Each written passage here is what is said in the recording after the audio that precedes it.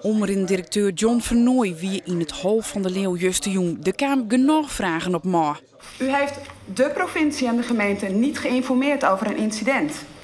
En ik vraag me af waarom niet.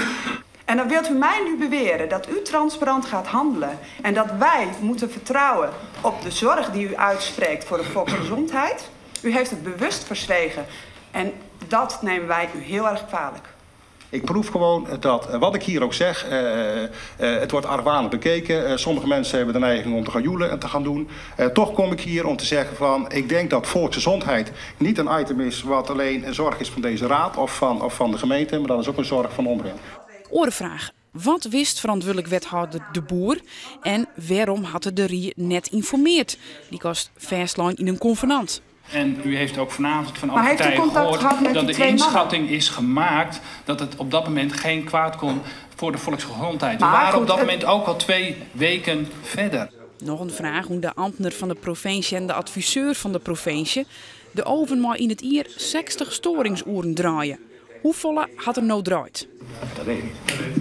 Wees u dan ook transparant. De Omrin wil dat ook graag. En vertelt u ons nou gewoon hoeveel storingsuren er al gebruikt zijn. Ik denk dat het heel snel bekend is, maar die berekening moet je wel even goed doen.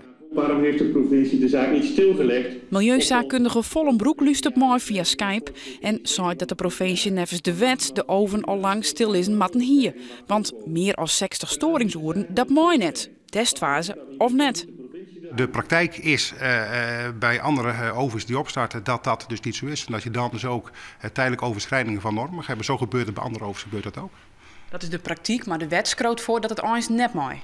Het BVA zegt, dat is dan het vigerend beleid, die zegt dat je vanaf dag 1 eraan moet voldoen. En hoe kan dat een kraanmachinist op 54 meter hichte toch reek binnenkrijgt van een piep die 44 meter is.